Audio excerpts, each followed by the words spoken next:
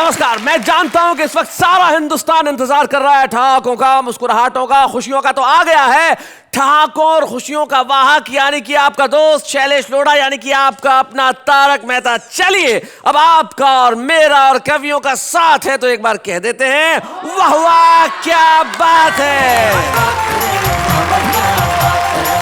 पहले बात के पहले लफ्ज होते हैं, लफ्ज बात बनती है और लफ्ज पहले विचार होते हैं और विचारों के पहले वो होती है कल्पना। और कल्पना करना बड़ा कमाल का काम है साहब। जैसे एक साहब को एक इंटरव्यू में पूछा गया कि भाई मान लीजिए, कल्पना कीजिए एक ऐसा कमरा है जिसमें सिर्फ दीवारें हैं, कोई खिड़की नहीं है, कोई दरवाजा नहीं है, तुम उस कमरे में बैठे हो, अचानक आग लग जाए तो तुम क्या करोगे? बोले मैं कल्पना करना बंद कर दूंगा। जिंदगी में कल्पनाएं बड़ी सुखद होती है। कल्पना कीजिए कि डीजल के भाव कम हो जाए, या कल्पना कीजिए कि पेट्रोल मुफ्त में मिलने लगे, या कल्पना कीजिए कि सब्जियां इतनी सस्ती हो कि आपके खरीदने का मन ही ना करे। सोच के अच्छा लग रहा है ना? कल्पनाएं खूबसूरती से की जाए और उन कल्पनाओं को लफ्ज बना के एक कागज पे उतार दिया जाए तो उस चीज का नाम होता है कविता। और आइए मैं बुलाना चाहूंगा उन्हें जो किसी कवि की कल्पना से भी ज्यादा खूबसूरत हैं, लेकिन हकीकत में मेरी को होस्ट है, यानी मेरी को होस्ट नेहा के मेहता।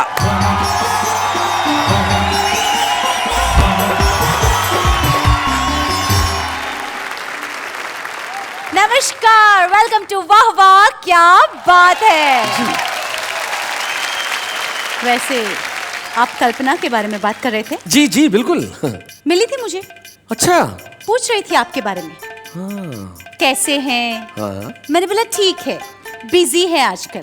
हाँ, बहुत अच्छा किया आपने बता दिया, लेकिन मैं आपकी मित्र कल्पना के बारे में बात नहीं कर रहा था। मैं कल्पना यानी कि इमेजिनेशन के बारे में बात कर रहा था। ओह, तो यूँ हिंदी में बोलिए ना। क्या बात है, अगर मुझे हिंदी में ऐसी ही हिंदी बोलनी पड़ी तो मैं सबसे पहले आपकी कल्पना शक्ति को प्रणाम करता हूँ।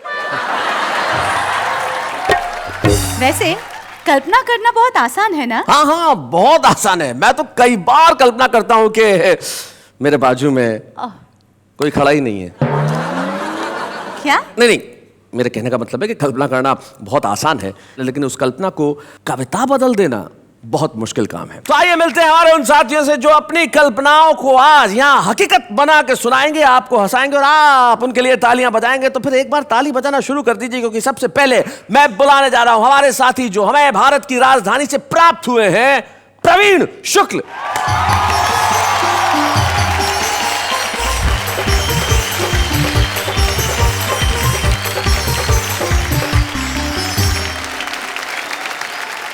तो आइए प्रवीण शुक्ल का साथ देने के लिए बुलाते हैं हमारे दूसरे साथी को, और वो ऐसे साथी हैं जो सुनने से ज्यादा देखने वाली चीज है। हाँ। अब आप कहेंगे कैसे? तो हम हाथ कंगन को आरसी क्या और पढ़े लिखे को फारसी क्या, खुद ही देख लीजिए। डॉक्टर सुरेंद्र दुबे।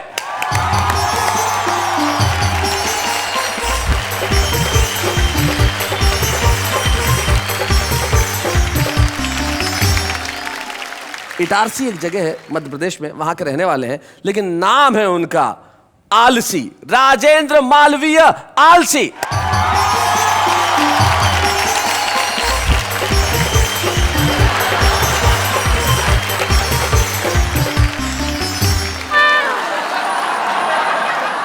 मैं जरा देख के आता हूं।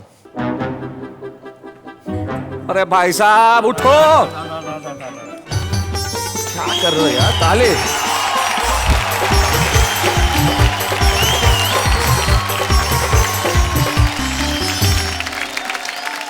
आपके आदेश से और आपके आग्रह से और आपके खींचने से मैं आ गया। चलिए बहुत अच्छा हुआ, अब आप आ गए हैं। अब यहाँ मत सो जाइएगा प्लीज। अब मेरी बात सुनिएगा, मेरी एक पुस्तक निकली है। अच्छा। आलसी हूँ, पुस्तक का नाम है अपन गए ही नहीं। अच्छा। इसको कोई पढ़ता ही नहीं। अच्छा। मैंने सोचा आप फुर्सत में हैं, आप ही पढ़ लेंगे, इसलिए आपको देने आया। भाई क्या बात है, बहुत बढ़िया बहुत बढ़िया, जरा जोरदार तालियां।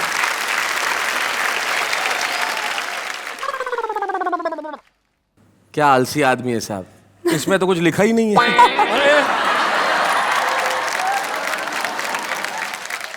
शुक्रिया जी जी जी जी। स्वागत है राजेंद्र मालवीय आलसी का।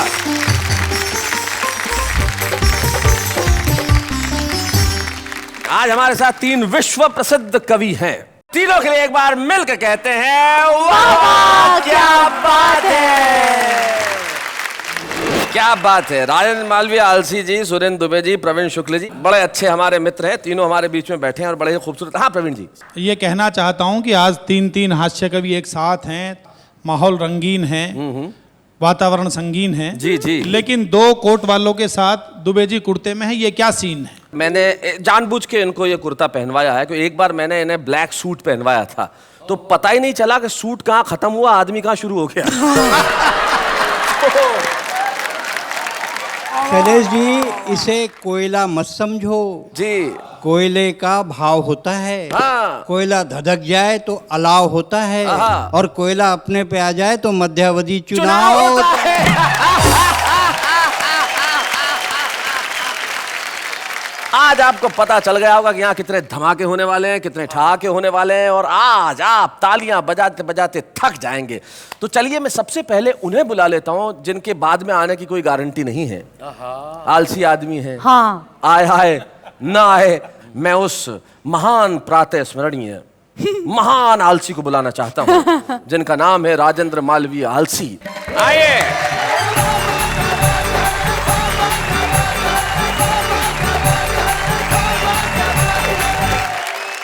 सभी को प्रणाम करता हूं। जी, जेब में हाथ डाल के।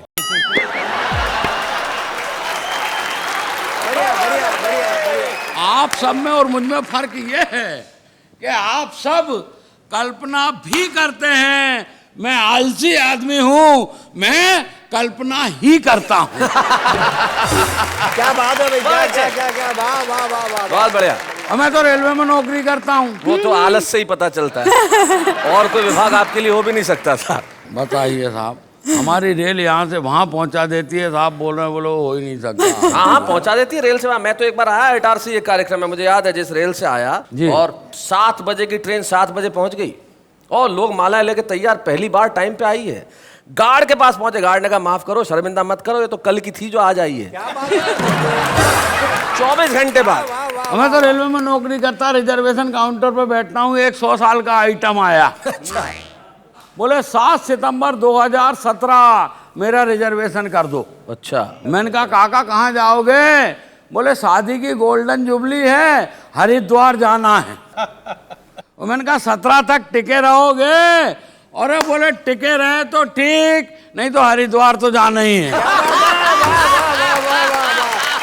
वाह वाह राजेंद्र, वाह क्या बात है भाई, क्या गए गुरु। इसलिए अपन कह देते हैं कि अपन विश्व के सबसे बड़े आलसी हैं और काम के नाम पर कुछ करते ही नहीं हैं। यहाँ तो अपन आ भी गए, कई जगह जा ही नहीं पाते। बहुत अच्छे।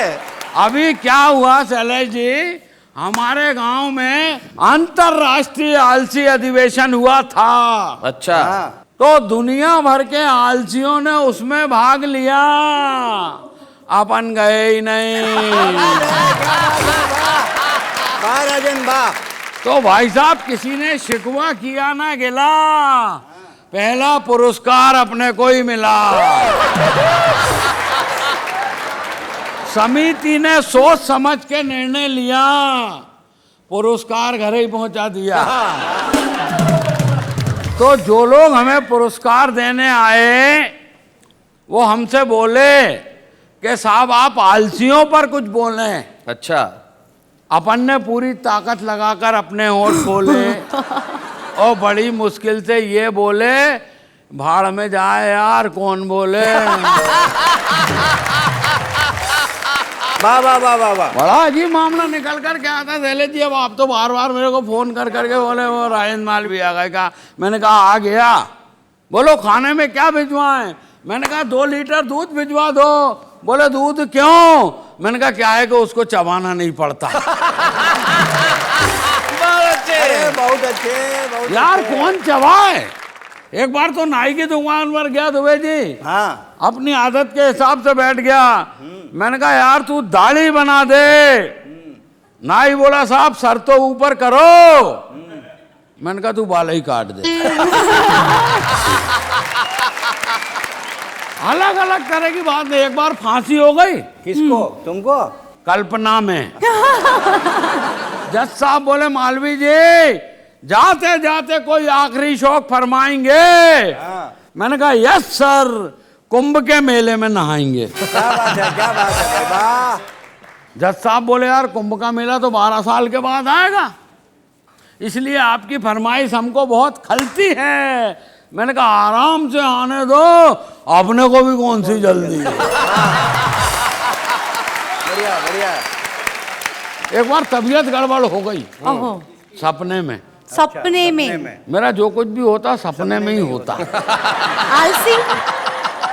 तबीयत गड़बड़ हो गई सपने में, डॉक्टर के पास गया, डॉक्टर ने नाड़ी वाड़ी टटोली, बोले कोई ज़्यादा घबराने की बात नहीं है, थोड़ी सी काली मिर्च, थोड़ी सी लौंग, थोड़ी सी अजवान, थोड़ी सी तुलसी की पत्ती, इसको रात भर पानी में भिगाओ, दिन भर सुखाओ, दूसरे दिन चूरन बनाओ, तीसरे दिन खाली पेट खाओ, चौथे दिन ठीक हो जाओगे बच्चा। मैंने कहा वैद्य जी इतना काम करने से तो मर जाना ही अच्छा।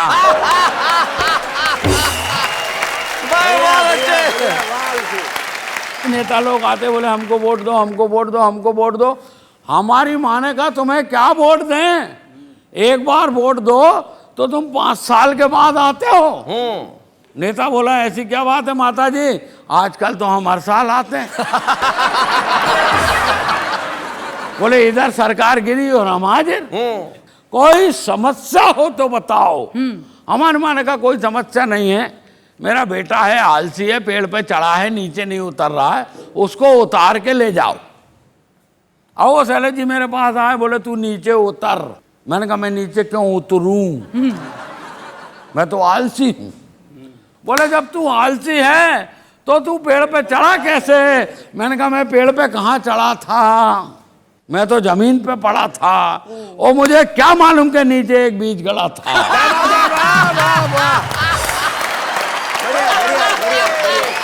बढ़िया। पूरे देश के लोग अखबार पढ़ते हैं, सुनते हैं, समझते हैं। अखबार में एक समाचार आया, आपराधिक मानसिकता के नेता अब चुनाव नहीं लड़ सकेंगे। तो 2 नेता बैठ के आपस में बात कर रहे थे, यार क्या जमाना आ गया है, अब शरीफ आदमी चुनाव लड़ेंगे। क्या बात है, वाह वाह वाह वाह, बहुत अच्छे। तो दूसरा नेता बोला तू क्यों घबराता है, शरीफ आदमी सिर्फ चुनाव लड़ेंगे, जीतेंगे थोड़ी। क्या बात है, वाह वाह वाह वाह, सही बहुत बात अच्छे। है। चुनाव हारकर वापस घर जाएंगे रोते रोते। अरे बेवकूफ, अगर आजादी के बाद केवल शरीफ आदमी ही चुनाव जीतते तो आज देश के हालात ऐसे नहीं होते। क्या बात है, वाह वाह वाह वाह, बहुत बढ़िया।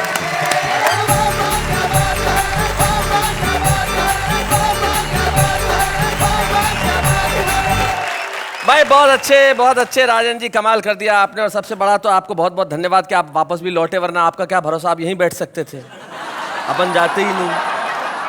आप बात कर रहे थे कि शरीफ आदमी इलेक्शन लड़ते तो देश के हालात ऐसे नहीं होते जी। तब मुझे एक कवि हैं तेज नारायण बेचैन, उनकी 4 पंक्तियां याद आ रही थी।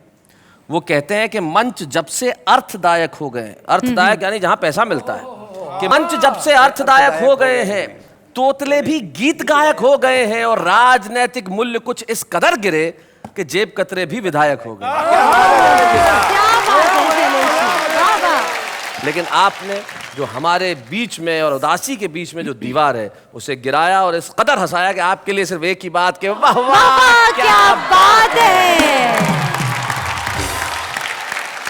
राजेंद्र मालवीय जी, आपने तो भले आलस में कमाल कर दिया, लेकिन कुछ लोग होते हैं वो अलग ढंग से कमाल करते हैं। पिछले कुछ वर्षों में हिंदी कवि सम्मेलनों की एक बेहद मजबूत कड़ी होकर उभरे हैं प्रवीण शुक्ल। प्रवीण शुक्ल एक ऐसे युवा रचनाकार का नाम है जिसकी कविता में गहराई भी है, जिसकी कविता में सच्चाई भी है, जिसकी कविता में व्यंग की पकड़ भी है और कलम की अकड़ भी है। प्रवीण शुक्ल आ रहे हैं हमारे बीच।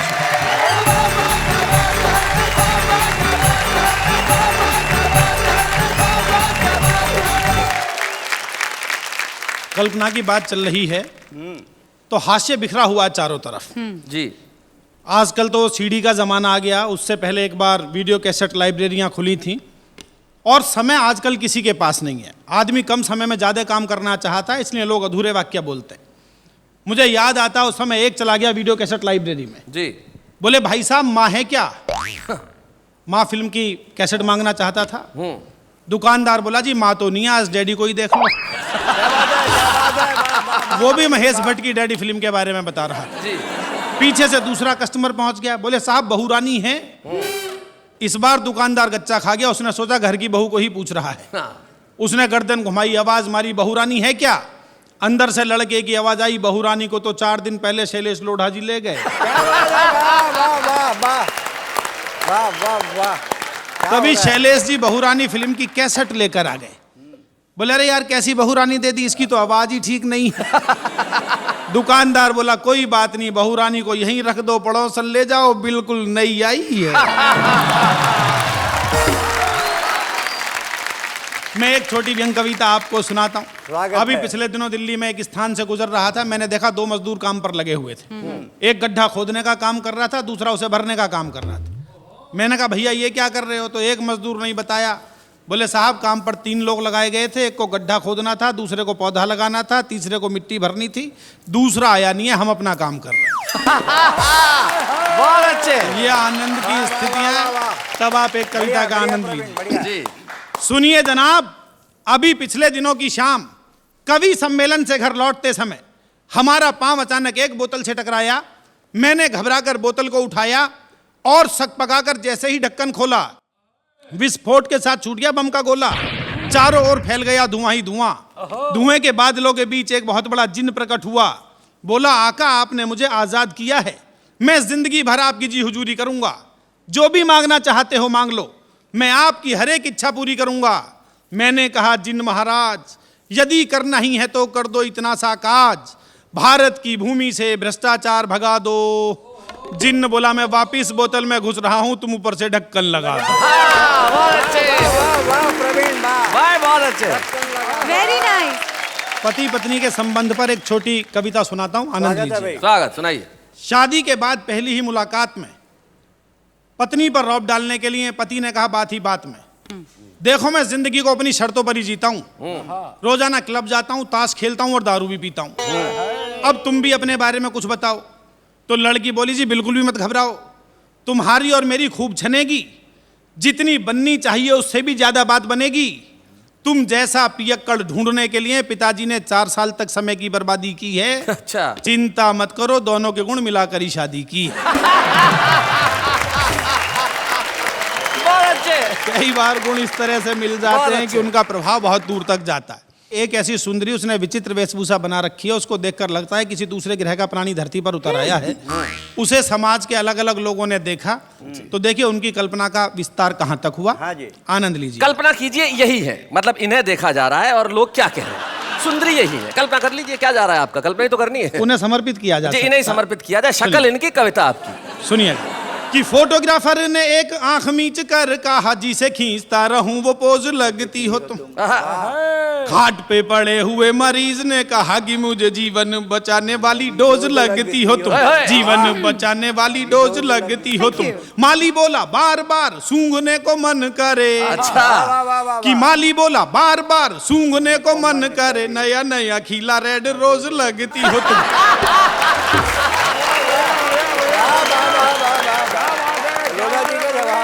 सुंदरी आगे बढ़ी और उसे एक शायर ने देखा कि शायर ने कहा क्यों ना तुम पे गजल कहूँ, शायरी का मुझको शबाब लगती हो तुम।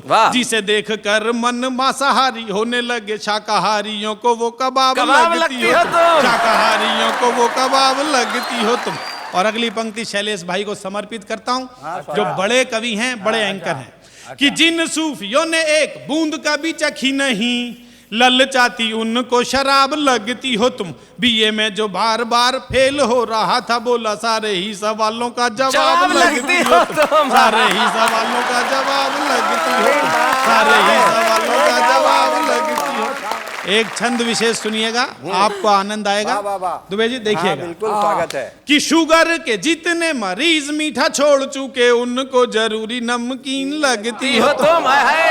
डायबिटीज घट जाए तो और ज्यादा खतरनाक हो जाती है कि शुगर के जितने मरीज मीठा छोड़ चुके उनको जरूरी नमकीन लगती हो तुम। लाखों अखियों में काले काले मेघ घिरते हैं जब भी जरा सी गमगीन लगती हो तुम, जब भी जरा सी गमगीन लगती हो तुम। प्रॉपर्टी डीलर हड़पने को आतुर हैं कि प्रॉपर्टी डीलर हड़पने को आतुर है, लफड़ेगी उनको जमीन लगती है तो।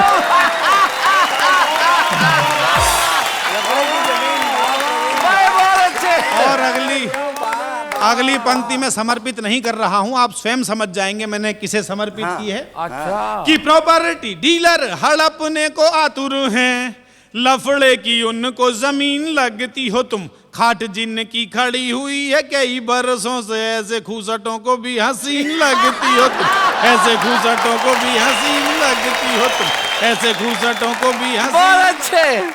कल्पना का विस्तार देखिए कि कवि कहां तक सोचता है। हाँ भाई, स्वागत है। कि तुम्हें देखते ही मन नाचने को करता है, मन का मयूर बोला घन लगती हो। वाह वाह वाह। घन मतलब बादल। बादल, आप जानते हैं कि बादलों को देखकर मोर का नाचने का मन करता है। कि तुम्हें देखते ही मन नाचने को करता है, मन का मयूर बोला घन लगती हो तुम। जिसके समीप आके शीतलता मिलती है, सर्पों को चंदन का वन लगती हो तुम, सर्पों को चंदन का वन लगती हो तुम। परेशान जिसे आए कर वाले करते हैं, कि परेशान जिसे आए कर वाले करते हैं, उसे एक नंबर का धन लगती हो तुम। नेता बोला मार दूंगा सबको तुम्हारे लिए, मुझको तो संसद भवन लगती हो, मुझको तो संसद भवन लगती हो, मुझको तो संसद भवन लगती हो, मुझको तो। भाई क्या बात है भाई, वाह वाह वाह। बहुत अच्छा।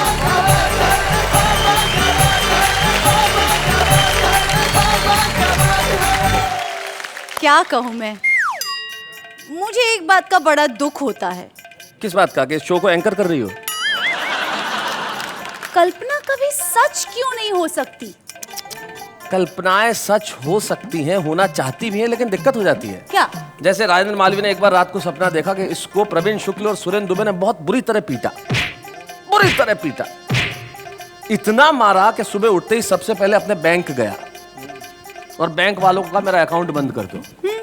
बोले क्यों भाई, अकाउंट क्यों बंद करते? बोले आपका जब बैंक का नाम लिखा हुआ है वहां नीचे टैगलाइन है, हम आपके सपनों को हकीकत में बदलते हैं।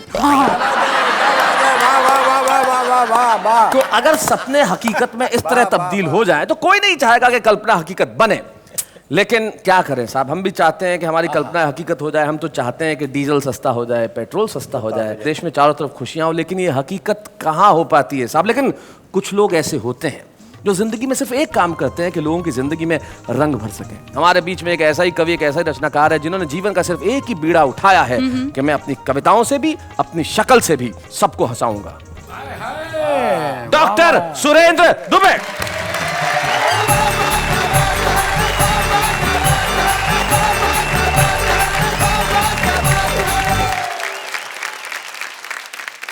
सुरेंद्र दुबे जी, आप उठ के वहां से यहां तक आए तो ऐसा महसूस हुआ जैसे स्विस बैंक से काला धन भारत वापस लौट आया। क्या बात है, क्या बात।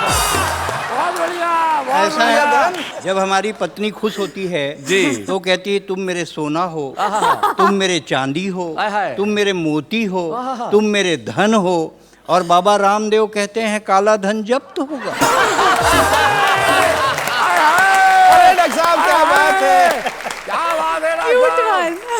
जब राखी सावंत का स्वयंवर टीवी पे आता था, हाँ। जब राखी सावंत का स्वयंवर प्रवीण जी टीवी पे आता था, हमारे गांव का हर बूढ़ा चश्मा पोंछ के टीवी का आगू में बैठ जाता था। अच्छा। हमने कहा बाबा इस उम्र में स्वयंवर से का लेना देना? बोले बेटा जब तक सांस है तब तक आस है, जब तक सांस है तब तक आस है। और ये स्वयंवर में कौन धनुष तोड़ना है, इसमें तो अपना भी चांस है।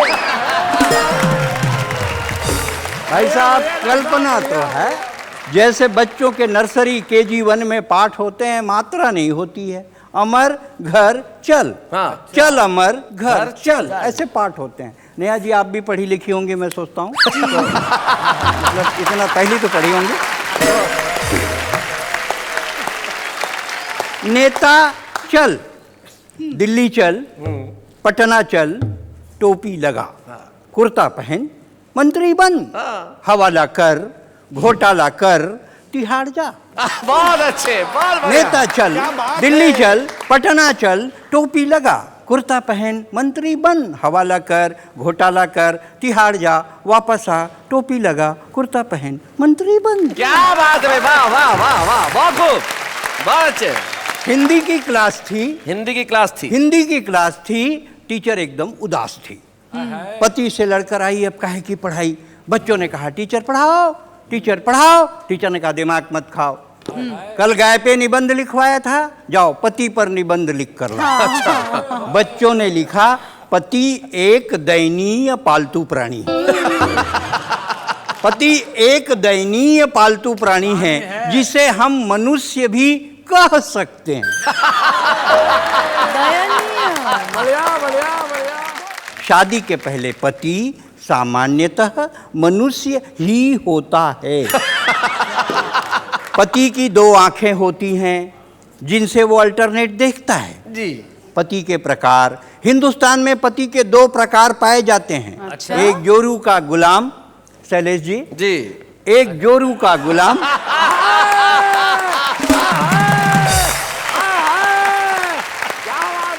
एक जोरू का गुलाम, दूसरा जोरू का बादशाह। जोरू का गुलाम ये सस्ती, सुंदर और टिकाऊ नस्ल है।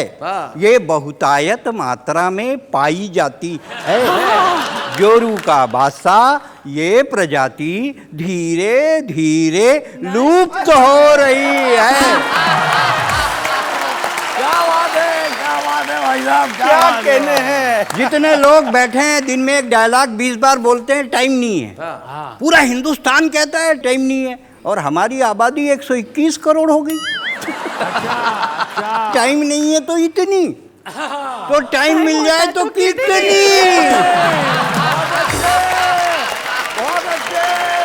जिसको देखो टाइम नहीं है। अच्छा आजकल क्या है, रहे सहे में टाइम नहीं है व्यापारी के पास परिवार के लिए, टाइम नहीं है नेता के पास सरकार के लिए, टाइम नहीं है पुलिस के पास रक्षा के लिए, और टाइम नहीं है शिक्षक के पास शिक्षा के लिए। क्या बात है, टाइम वाह नहीं वाह है। वाह वाह वाह वाह। टाइम नहीं है, टाइम नहीं है भाई साहब। आप जिंदगी भर बोलिए टाइम नहीं है, लेकिन अगर कोई बेबस औरत सड़क पर इज्जत बजाने के लिए गुहार लगाए, कोई अंधा सड़क पार करने के लिए लाठी थमाए, कोई विदेशी सरहद पार करके हिंदुस्तान में घुस जाए, और कोई बंबई में आतंक मचाए, कभी मत कहिएगा टाइम नहीं है। क्या बात टाइम है, नहीं वाह है, वाह वाह, टाइम नहीं है। बहुत बढ़िया।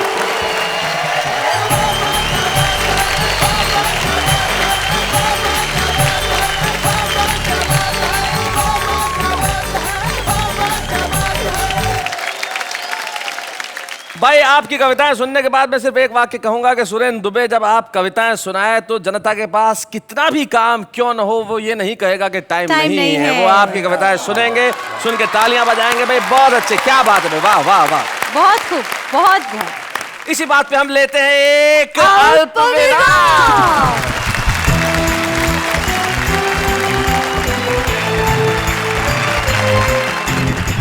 भाई यहाँ तालियां हैं, ठहाके हैं और खुशियों की बरसात है, क्योंकि ये वाह वाह क्या बात है। जिंदगी में कई चीजें होती हैं। जैसे मित्रों, सुरेंद्र जी, हुआ यूं कि एक बार एक नेताजी गांव के स्कूल का दौरा करने चले गए, तो वहाँ बच्चों से पूछा कोई प्रॉब्लम तो नहीं है। बोले सर कोई वैसे तो कोई खास प्रॉब्लम नहीं है, पर 6 महीने से कोई टीचर ही नहीं है, हम तो यूं ही बैठे हुए हैं। तो नेताजी बड़े आश्चर्य में बोले फिर ये स्कूल चल कैसे रहा है? बोले वैसे ही जैसे देश चल रहा है। वाह वाह वाह।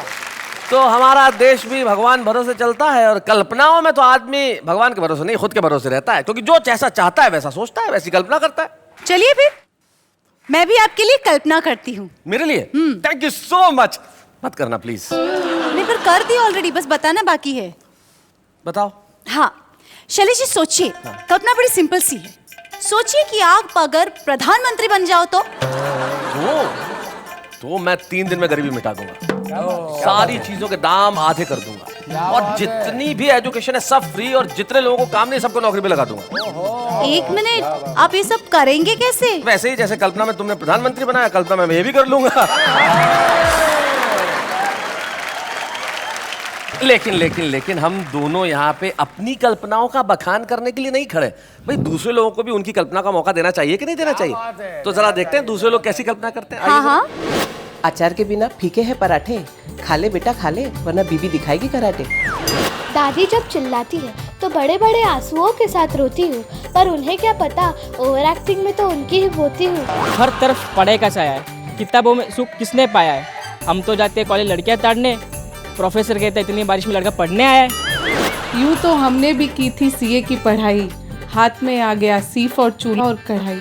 बढ़िया है। ABCDEFG, एक जी याद नहीं हुआ, उससे पहले आ गया 3G। बचपन में नानी हमें सुनाती थी परियों की कहानी, अब हम सुनते हैं आज की परी शीला की जवानी। माना कि मेरे बेटे तुझ पे मरते हैं, ये मत भूल कि तेरे ससुरी मुझसे डरते हैं।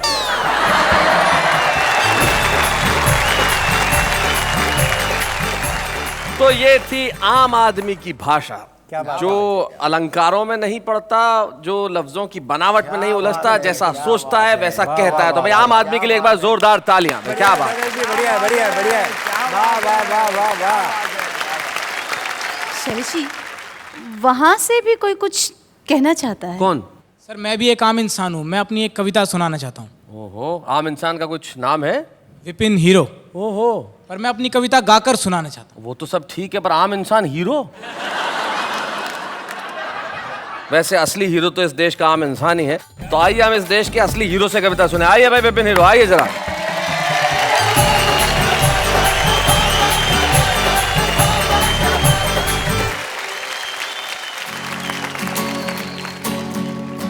ओ मेरी जान, मैं ही तो हूँ तेरा शाहरुख खान। अच्छा। ओ मेरी जान, मैं ही तो हूँ तेरा शाहरुख खान। क्या हुआ जो है मेरी एक चाय की दुकान, नुक्कड़ पे है मेरा छोटा सा मकान। जिंदगी भर तुझको खुश मैं रखूंगा, देता हूँ अपनी जुबान। ओ मेरी जान, मैं ही तो हूँ तेरा शाहरुख खान।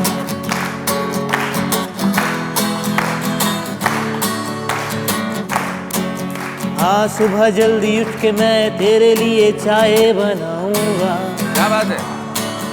ओ फैन मट्ठी नहीं खाएगी तो मैं ब्रेड बटर लाऊंगा।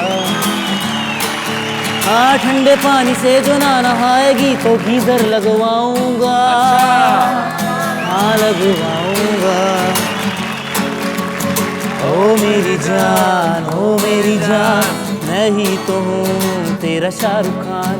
क्या हुआ जो है मेरी एक चाय की दुकान, नुक्कड़ पे है मेरा छोटा सा मकान।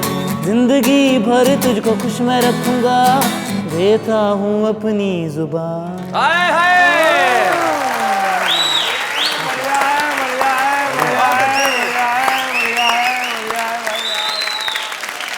हमारा एक दोस्त ने एक बहुत बढ़िया बात बताई। एक आदमी चाय की दुकान चलाता था और वो भी शायर। बोले हम यादों की चादर तानते रह गए, वो रामलाल के साथ भाग गई, हम चाय छानते रह गए। तो ये जो आशिकी है ये कमाल की है। लेकिन विपिन, आपके आत्मविश्वास को बधाई, आपने जिस तरह से कविता सुनाई। हमारे कवि मित्रों से मैं पूछना चाहूंगा, क्या लगा आपको सुन के? मुझे तो ये लगा कि विपिन ने जो कहा है कि चाय की दुकान है, और वैसे मैं शाहरुख खान हूं तो दिखने में तो शाहरुख खान जैसे ही।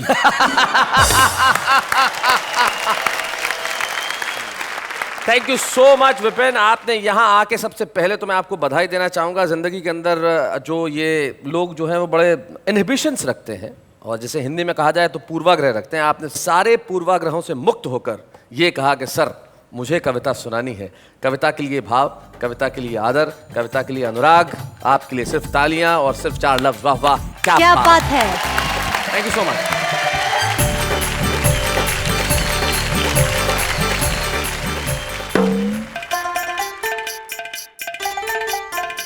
हेलो, ओ मुगल आजम की मधुबाला कहाँ खो गई? डूब गई। कल्पना कर रही थी। कल्पना कर रहे हैं। क्या कल्पना कर रही थी? बट शर्म आ रही है बताने को। तकलीफ वाली बात है, फिर भी जरा बता दो क्या कल्पना क्या है ऐसी? इतना आग्रह कर रहे तो बता ही देती हूँ जी। सोचिए, बड़ा सा कवि सम्मेलन चल रहा है। जी सोचा।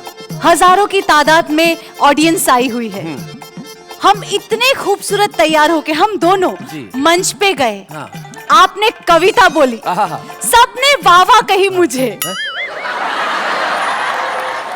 कविता मैंने सुनाई, वाह वाह मुझे कही। शर्म नहीं आती? सर पहले ही बोला था, वही आ रही थी, आपने बोला बोलो बोलो बोलो। बहुत बढ़िया, बहुत बढ़िया। भाई क्या कहूं इस बात पे, शर्म आने वाली बात तो है ही, क्योंकि कविता सुना रहा था मैं और वाह वाह कर रही थी इनके लिए आवाम। लेकिन हम लेते हैं एक अल्प विराम।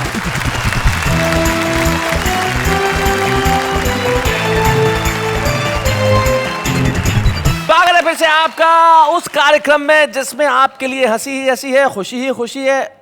नाम बताऊं? अरे आप घर पे बैठ के बोल रहे हैं वाह वाह क्या बात है।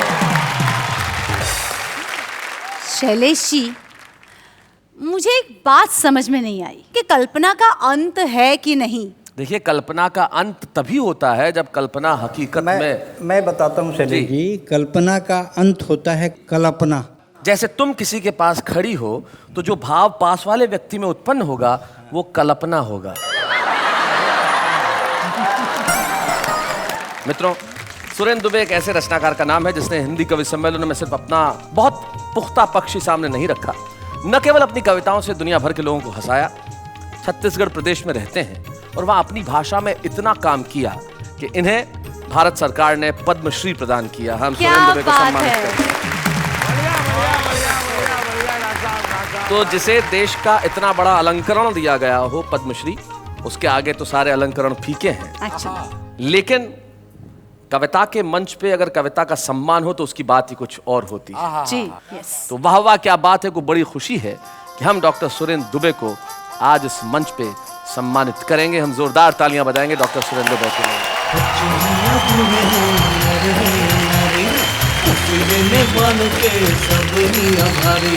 सबको हंसाने वाले सबके साथ है, बाबा क्या बात है, बाबा क्या बात है।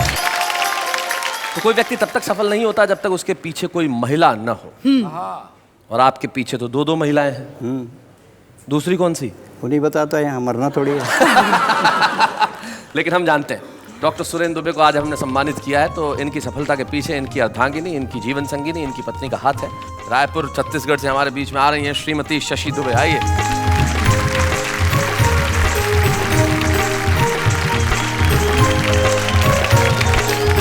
कितने साल हो गए आपकी शादी को? हमारी शादी को 30 साल हो गए। 30 साल हो गए, क्या बात है। कैसे हुई थी शादी, अरेंज मैरिज या लव मैरिज? Love marriage. देखो इसमें दो आश्चर्य हैं। एक तो 30 साल पहले लव मैरिज और दूसरी लव मैरिज इनसे। भाई ये कैसे हुआ? दरअसल शैलेश जी, मुझे कविताओं से प्यार था। हाँ। इसलिए दुबे जी से प्यार था। हाय हाय हाय हाय, क्या बात है। तो दुबे जी आपको वाह वाह वाह वाह वाह वाह वाह वाह वाह वाह। लव मैरिज और अरेंज मैरिज में आपको क्या फर्क लगता है? अरेंज मैरिज का मतलब होता है कि आप कहीं जा रहे हों और अचानक आपको सांप काट ले। ओह। किंतु लव मैरिज का मतलब होता है सांप के आगे बीन बजाना और नाचना, ले मुझे काट, ले मुझे काट, ले मुझे काट।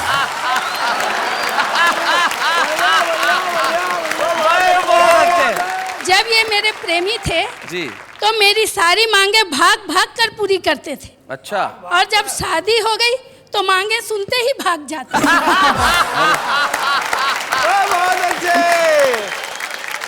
एक बात मैं कह दूं शैलेश जी। जी जी कहिए। बेटी, बहू, पत्नी, प्रेमिका, लड़की के बहुत सारे रूप होते हैं जीवन में, पर फली फूली टहनियाँ जड़ों की तरफ मुड़ी रहती हैं। बेटियां कहीं भी रहें, माँ बाप से जुड़ी रहती हैं। वाह वाह वाह वाह वाह वाह वाह वाह वाह। तो ये था कल्पनाओं से भरा हुआ एक ऐसा शानदार काल्पनिक सफर जिसमें हमने सिर्फ हंसी की बात ही नहीं की, मुस्कुराहट ही नहीं बांटी, बल्कि जिंदगी की कल्पनाओं को हकीकत में बदलते भी देखा। कल्पना जिंदगी में किसी भी रूप में हो सकती है, इसलिए एक शायर के 2 शेर मुझे याद आते हैं जो मैं जाते जाते कहना चाहता हूँ। वो कहते हैं कि खुशबू हूँ मेरे नाम को फूलों में बांट दो, जहनों में बांट दो, मुझे जिस्मों में बांट दो, मैं ख्वाब हूँ, ख्याल हूँ, शबनम हूँ, रंग हूँ, मैं खिलखिलाऊंगा, मुझे लफ्जों में बांट दो। क्या बात है। अगले शनिवार की रात 10 बजे ऐसे ही सफर पे हम मिलेंगे जिसका नाम है वाह वाह क्या बात है।